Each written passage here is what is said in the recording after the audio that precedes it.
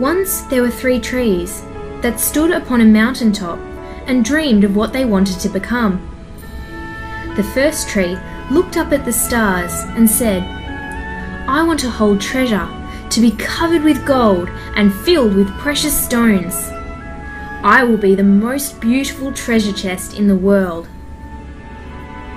The second tree said, "I want to be a mighty ship. I will take kings and queens across the oceans and travel to the 4 corners of the world." The third tree looked down the valley to the village and said, "I want to grow to be the tallest tree in the world. I will remain here on this mountain as a sign. When people look up at my branches, they'll raise their eyes to heaven and think of God." Many years passed. One day, the woodcutters climbed the mountain. The first woodcutter looked at the first tree and said, "This tree is beautiful. It is perfect for me." With a swoop of his axe, the first tree fell. "Now I shall become a treasure chest. I shall hold beautiful treasure," said the first tree. The second woodcutter looked at the second tree and said, "This looks like a strong tree. It is perfect for me." With a swoop of his axe, the second tree fell. "Now I shall become a mighty ship," said the second tree. The third woodcutter looked at the third tree and said, "I don't need anything special. Any kind of tree will do." And with a swing of his axe, he brought the third tree down. "What will become of my hopes now?" said the third tree. The first tree was cut up and made into a feed box for animals. The once beautiful tree was not covered with gold, nor with treasure. It was placed in a barn and filled with hay. The second tree was taken to the shipyard, but no mighty ship was made that day. Instead, the once strong tree was fashioned into a simple fishing boat.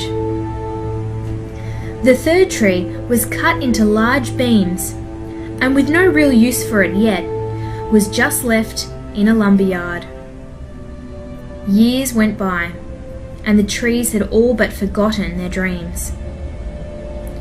But one cold night, golden starlight poured in through the barn, as a young woman placed her newborn baby into the feed box that was made from the first tree. Suddenly, the first tree knew that it was holding the greatest treasure of all time. Years later, a group of men climbed into the fishing boat made from the second tree. One of them was tired and fell asleep. While they were out on the water, a great storm rose. Some of the men were afraid the boat would sink and woke the sleeping man. He stood up, stretched out his hand over the water and said, "Peace." The storm stopped as quickly as it had begun. Suddenly, the second tree knew that it was carrying the King of heaven and earth.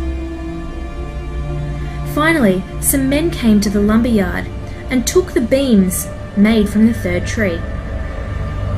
It was carried through the streets as an angry crowd mocked the man who was carrying it.